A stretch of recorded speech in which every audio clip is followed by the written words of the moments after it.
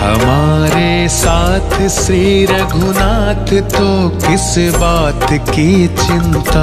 हमारे साथ श्री रघुनाथ तो किस बात की चिंता। चरण में रख दिया जब माथ तो किस बात की चिंता। सभी को सादर प्रणाम। ओम अज्ञानातिमिरन्धस्य ज्ञानाञ्जनशलाकया चक्षुरुन्मीलितमेन तस्मै श्री गुरुवे नमः। नमो ओम विष्णुपादाय कृष्णपृष्ठाय भूतले श्रीमते भक्ति वेदांत स्वामिनीति नामिने। नमस्ते सरस्वते देवे गौरवाणी प्रचारिणे निर्विशेषा शून्यवादी पाश्चात्य तारिणे। हे कृष्ण करुणा सिंधु दीन बंधु जगतपते गोपेश गोपिका कांता राधा कांता नमस्तुते। तप्त कांचन गौरांगी राधे वृंदावनेश्वरी विश्वानुसुते देवी प्रणमामि हरि प्रिये। हरे कृष्णा कृष्णा कृष्णा हरे हरे हरे राम राम राम हरे हरे। शिला प्रभुपाद की जय। रामं लक्ष्मण पूर्वजं रघुवरं सीतापति सुंदरम काकुत्स्थं करुणामयं गुणनिधि विप्रप्रियं धार्मिकं राजेन्द्रं सत्यसंधं दशरथतनयं श्यामलं शान्तमूर्तिं वन्दे लोकाभिरामं रघुकुलतिलकं राघवं रावणारिं। दक्षिणे लक्ष्मणो धन्वी वामतो जानकी सुभा पुरतो मारुति यस्य तं नमामि रघुत्तमं। रामाय रामचन्द्राय रामभद्राय वेदसे रघुनाथाय नाथाय सीताय पतये नमः। सियावर रामचंद्र की जय पवन सुत हनुमान की जय। सीता रामचंद्राभ्याय नमः। वाल्मीकि रामायण चौथा अध्याय महात्मा। चैत मास में रामायण के पठन और श्रवण का महत्व। कलिक नामक व्याध और उत्तांग मुनि की कथा। हम लोग आज चौथे अध्याय का पाठ करेंगे हम। और तीसरा अध्याय का महत्व बतलाया गया कि नारद जी सनत कुमार को बता रहे हैं, कथा बता रहे हैं कि क्या महत्व है रामायण पढ़ने का, माघ मास में क्या महत्व है। तो एक कथा बता रहे नारद जी, कह रहे हैं कि एक राजा थे जो उनका जन्म हुआ था चंद्रवंश में। और यह द्वापर युग की कथा है। जिस समय कृष्ण भगवान जन्म लिए थे द्वापर युग में, उस समय की कथा है कि एक राजा थे जो बहुत ही सुमित, उनका सुमित नाम था। और चंद्रवंश में उनका जन्म हुआ था। सातों द्वीपों के एकमात्र, सातों द्वीप जो है धरती पे उसका एकमात्र सम्राट थे। और उनकी जो पत्नी थी उनका नाम सत्यवती था। वह भी बड़ी पतिव्रता थी। और दोनों पति पत्नी साथ में रामायण पढ़ते और सुनते थे। और इसके बाद उनके यहाँ एक दिन मुनि आए, विभाटक मुनि का बहुत स्वागत किया और उनका चरणोदक लिया। और फिर उनको बैठाया तो ऋषि ने उनसे पूछा कि बहुत सारे ग्रंथ है लेकिन आप लोग रामायण का ही पाठ क्यों करते हैं। तो उस समय माघ मास चल रहा था। तो राजा कहता है कि राजा ने कहा, भगवान आप सुनिए, आप जो कुछ पूछ रहे हैं मैं सब बता रहा हूँ मुनि। आप दोनों का, हम दोनों का जो चरित्र है संपूर्ण जगत के लिए आश्चर्यजनक है।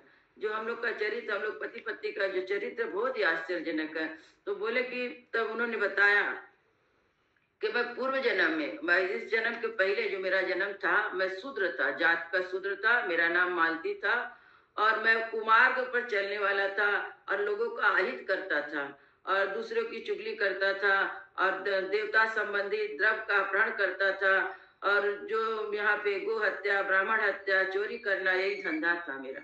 वो अपने जीवन का बात बता रहा है कि मैं इतना पापी, इतना नीच था। और जो मेरी ये पत्नी है वो जो ये, इसका भी जन्म एक निषाद कुल मतलब भील कुल में हुआ था और इसका नाम काली था। ये भी खाली चुगली करती थी और चोरी करती थी।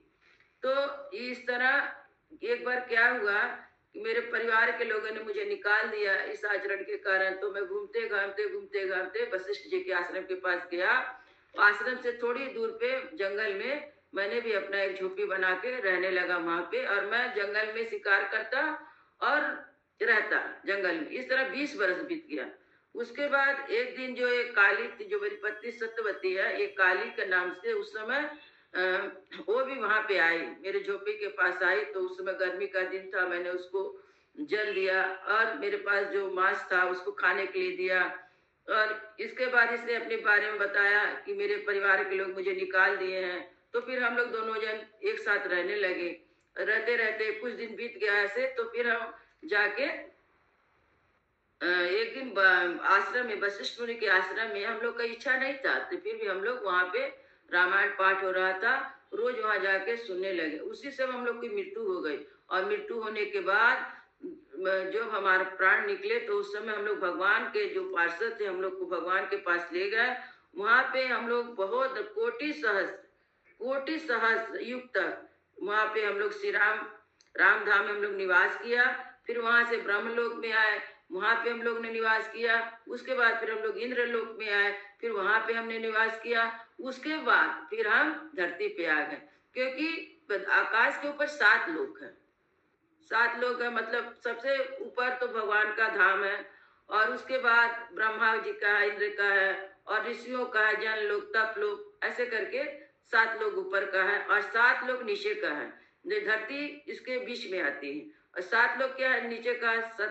तल, तलातल, सुतल, अतल, और फिर इसके बाद पाताल, और उसके बाद नरक लोग। नरक का लोग एकदम नीचे, जमीन के अंदर नीचे नरक का लोग होता है। इस तरह बोला कि हम लोग ऊपर से अब नीचे धरती पे हम लोग आए। धरती पे आने के बाद में यहाँ का आप ही देख रहे हैं, हम सम्राट हुए, यहाँ का राजा हुए, और ये मेरी पत्नी हुई। ये सब रामायण कथा 9 दिन रामायण, हम लोग इच्छा नहीं था, फिर हम लोग ने सुना नियम से, तो इसका ये फल बते हरि रामायण कथा कामधेनु के समान अविष्ट फल देने वाली बताई गई है। माघ मास के शुक्ल पक्ष प्रत्येक पूर्व रामायण की नवान कथा सुननी चाहिए। फिर राजा बोलते हैं कि ऐसी कथा को सुननी चाहिए। इसके बाद हम लोग अब चैत मास, माघ मास का हो गया महत्व, अब हम लोग चैत मास के महत्व को सुनेंगे। हरे कृष्णा, सभी को सादर प्रणाम। चतुर्थ अध्याय चैत मास में रामायण पठन और श्रवण महत्व आदि कलिक नाम के व्याध और उत्तम मुनि की कथा, इसमें कलिक नामक व्याध और उत्तम मुनि की कथा आती है। अब नारद जी बता रहे हैं।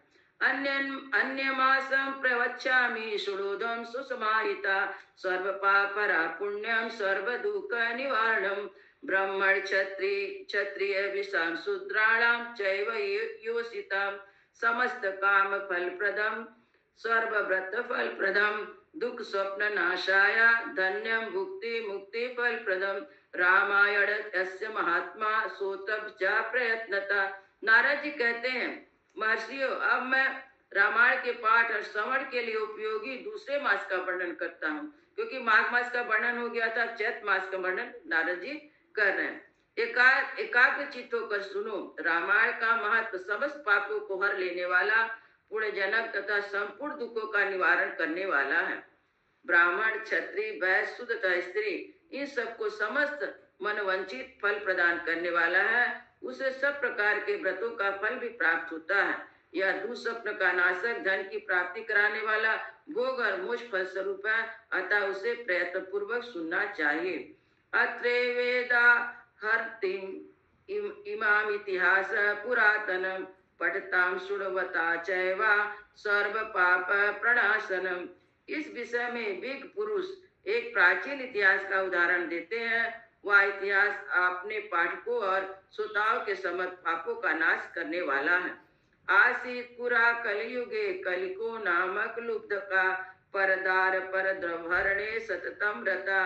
बोलते प्राचीन काल में कलिक नामक व्याध था, सदा पराय स्त्री और पराय धन के अपहरण में ही लगा रहता था। पर निंदो परो नित्यम जंतु पीड़ा करस्तता हतवान ब्राह्मणा गावा सत सोता सहस्रसा। दूसरों की निंदा करना उसका नित्य काम था। वह सदा सभी जंतुओं को पीड़ा दिया करता था। उसने कितने ही ब्राह्मणों, सैकड़ों हजारों गौओं की हत्या कर डाली थी। देव स्वर्णे नित्यम पर स्वहरणे यथा तेन पाप्यनेकानि कृतानि महन्ति च। पराये धन का तो वह नित्य अपहरण करता था ही, देवता के धन को भी हड़प लेता था। उसने अपने जीवन में अनेक बड़े बड़े पाप किए थे। नातेषं शक्यते वक्तुं संख्या वत्सर कोटिभिः, सा कदाचिन् महापापो जन्तूनामन्तकोपपा। स्ववीरनगरं प्राप्ता स्वर्ग ऐश्वर्यं समन्विता, योषिद्भिर्भूषिताभिश्च सरोभिः विमलोदके, अलंकृतं विपणिर्भिर्ययो देवपुरुपमम्। उसके पापों की गणना करोड़ों वर्ष में भी नहीं की जा सकती थी।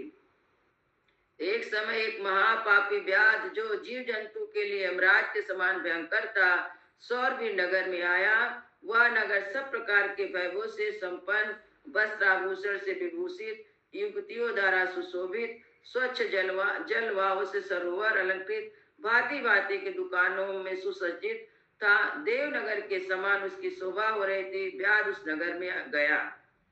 तस्योपवन मध्यस्थ रम्यं केशव मंदिरं, छादितं हेम कलशे ही दृष्ट्वा व्याधो मुदाययो, हरामि यत्र सुवर्णानि बहुनीति विनिश्चिता।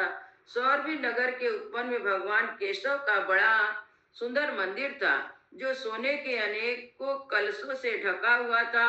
उसे देखकर व्याध को बड़ी प्रसन्नता हुई। वह उसने यह निश्चय कर लिया कि मैं यहाँ से बहुत सा सुवर्ण चुरा कर ले चलूंगा। जगाम राम भवनम कीनासर चौर्य लोलुपा, तत्रापश्य दुजबरा शांता त्वार्थ कोविदा, परिचार्यं परम विष्णु उन्तंगा तपसाम निधन, एकाकिन दयालु च निष्प्रिय ध्यान लोलुपा। ऐसा निश्चय करके वह चोरी पर लट्टू रहने वाला व्याध श्री राम के मंदिर में गया। वहाँ उसने शांत तत्विकता और भगवान की आराधना में तत्पर उत्तंग मुनि का दर्शन किया, जो तपस्या के निधि थे। वे अकेले ही रहते थे। उनके हृदय में सबके प्रति दया भरी थी। वे सब ओर से निष्प्रिय थे। उनके मन में केवल भगवान के ध्यान का ही लोभ बना रहता था। दिष्टवासो लुब्धको मे नेता चौर्य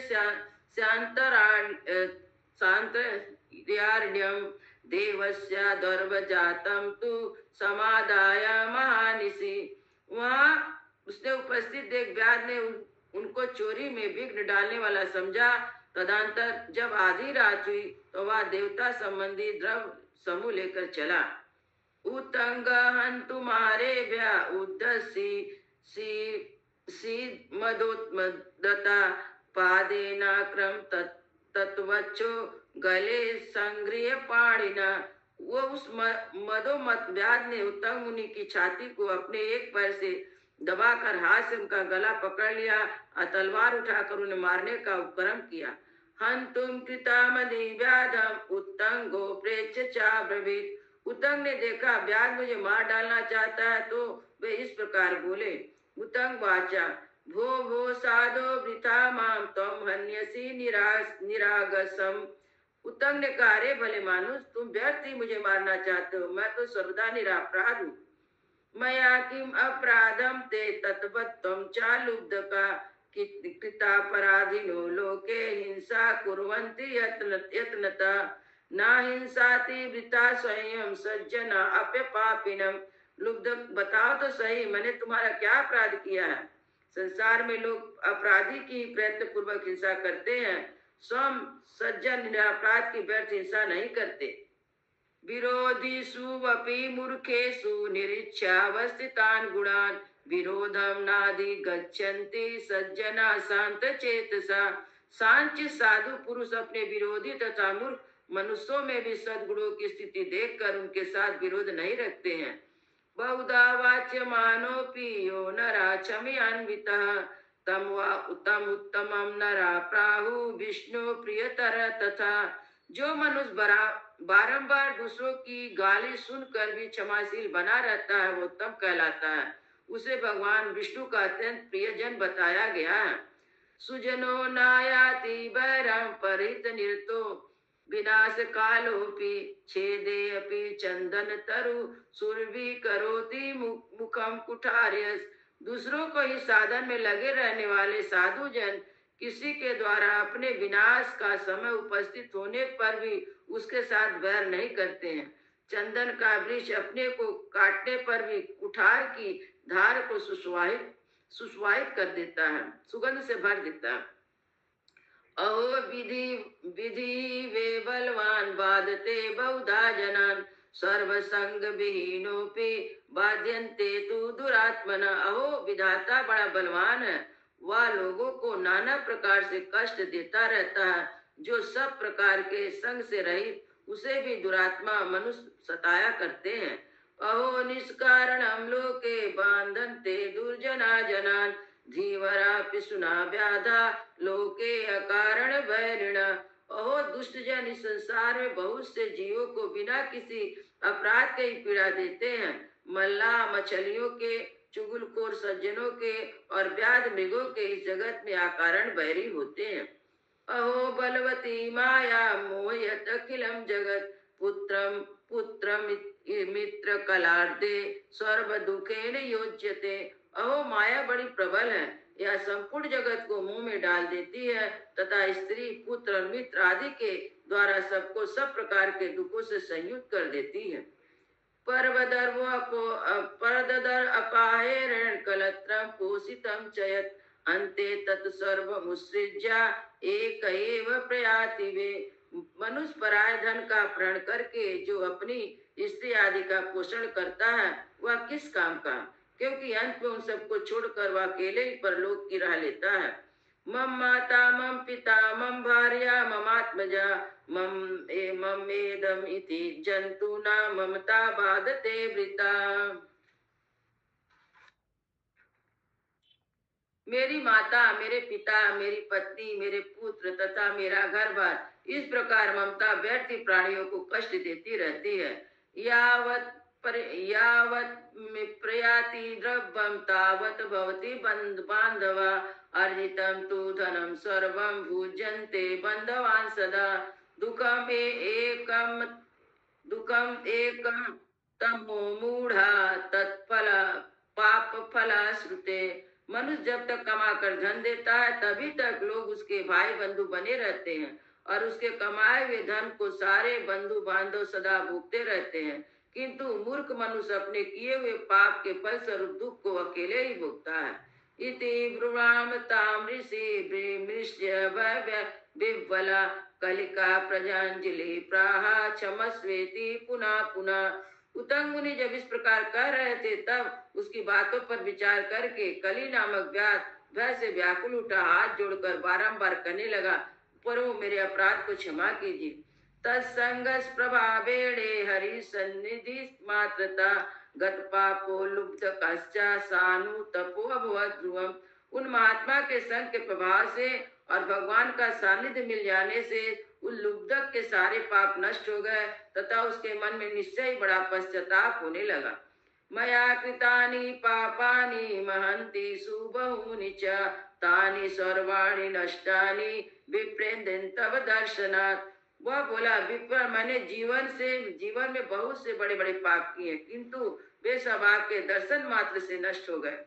अहो अहम पापाधि नित्यम महापापम समाचरम कथम मे निष्कृति भूयात् कम यापि शरणम विभो।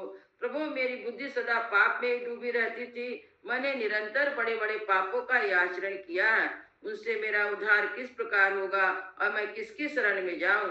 पूर्व जन्मार्जिते पापे ही लुब्ध का त्वम अप्तुमान अत्रापि पाप जालानि कृत्वा का गति माप्नुया।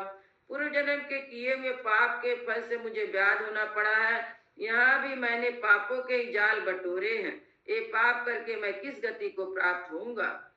इति वाक्यम समाकर्ण्य कलिकस्य महात्मना उतंगो नाम विप्रऋषिदम वाक्यम अथा ब्रवीत। महामना कली की यह बात सुनकर महर्षि उतंग ने इस प्रकार बोले। उतंग वाचा साधु साधु महाप्रज्ञा मति ते विमलोज्ज्वला यस्मा संसार दुखाना नाशोपयमाभिषिप्त। उतंग ने कहा, महामते व्यास तुम धन्य हो, धन्य हो, तुम्हारी बुद्धि बड़ी निर्मल उज्जवल है, क्योंकि तुम संसार संबंधी दुखों के नाश का उपाय जानना चाहते हो। चैत मासे सिते पच्चे कथा रामायणश्च नवान् किल श्रोतव्या भक्ति भावेन सादरम यस्य श्रवण मात्रेण सर्व पापो प्रमुच्यते। चैत मास के शुक्ल पक्ष में तुम्हें भक्ति भाव से आदर पूर्वक रामायण की नवान कथा सुननी चाहिए। उसके श्रवण मात्र मनुष्य सारे समस्त पापों से छुटकारा पा जाता है। तस्मिन् क्षणो असो कलिको लुब्धको वीतकल्मषा रामायणं कथा श्रुत्वा सद्या पंचत्वम् आगता। उस समय कलि व्याध के सारे पाप नष्ट हो गए। वह रामायण की तरह सुनकर तत्काल मृत्यु को प्राप्त हो गया। उतंग पतितं विच्छ्वा लुब्धकाता लुब्धकं तं दयापरा एतत् दृष्ट्वा विस्मित अस्तोषित कमलापति। व्याध को धरती पर पड़ा हुआ देख दयालु तंग मुनि बड़े विस्मित हुए। फिर उन्होंने भगवान कमलापति का स्तवन किया। कथा रामायणस्यापि श्रुत्वा च वीतकल्मषा दिव्यं विमानयारूढं मुनिम् एतत् अतः ब्रवीत। रामायण की कथा सुनकर निष्पाप हुआ व्याध दिव्य विमान पर आरूढ़ हो उत्तम मुनि से इस प्रकार बोला। विमुक्त त्वात् प्रसादेन महापातक संकटात् तस्मान् नतोस्मि ते विद्वान यत्कृतं तं क्षमस्व मे। विद्वान, आपके प्रसाद से मैं पातकों के संकटों से मुक्त हो गया, अतः मैं आपके चरणों को प्रणाम करता हूँ। मैंने जो किया मेरे उस अपराध को आप क्षमा कीजिए। सूतवाचा इतयुक्ता देव कुसुमे ही मुनि श्रेष्ठम वाक्किरात प्रदक्षिणात्रय कृत्वा नमस्कारम चकारया। सूर्य कहता सकल कलिक ने मुनि श्रेष्ठ उतंग पर देव कुसुम की वर्षा की और 3 बार उनकी परिक्रमा करके उन्हें बारंबार नमस्कार किया। ततो भीमान आरुह्य सर्व काम समन्विता अप्सरो गणो संकीर्णा प्रपेदे हरि मंदिरम। तत्पश्चात अप्सरों से भरे हुए संपूर्ण मनवंचित भोगों से संपन्न विमान पर आरूढ़ हुआ श्री हरि के धाम में जा पहुंचा। तस्मात् शृणुध्वं विप्रेन्द्रा कथा रामायणस्य चैतमासे सिते पच्चे श्रोतव्या प्रयत्नता नवान् किला रामस्य रामायण कथामृतम। अहो अतः विप्र, आप सब लोग रामायण की कथा सुने और चैत मास के शुक्ल पक्ष में प्रयत्न पूर्वक रामायण की अमृत कथा का नावान प्राण सुनना चाहिए। तस्माद्दृष्टु सर्वेषु हितकृत परिपूजका इसिप्तं मनसा यत्यता तदाप्नोति न संशय। इसलिए रामायण सभी ऋतुओं में हितकारक है। इसके द्वारा भगवान की पूजा करने वाला पुरुष मन से तो जो चाहता उसे निसंदेह प्राप्त कर लेता है। सनत कुमार यत्पृष्टं तत्स्वर्गदितं मया रामायणस्य महात्मा किम मन्ये चोतुमिच्छति। सनत कुमार, तुमने जो रामायण महत्व पूछा था वह सब मैंने बता दिया, और क्या सुनना चाहते हैं। इति श्री स्कंद पुराणे नारद सनत कुमार संवादे रामा महात्म्ये चैतमास फलानुकीर्तनम नाम 4 अध्याय। इस प्रकार श्री स्कंद पुराण के उत्तरखंड में नारद और सनत कुमार के संवाद के अंतर्गत रामायण महत्व के प्रसंग में चैत मास में रामायण सुनने का फल का वर्णन नामक 4था अध्याय पूरा हुआ। मंगल भवन मंगल हारी द्रवौ सो दशरथ अजीर बिहारी। राम सिया राम जय जय राम। राम सिया राम जय जय राम। श्यावर रामचंद्र की जय। पवन सुत हनुमान की जय। सब संतन की जय। सब भक्तन की जय। जय जय सीताराम।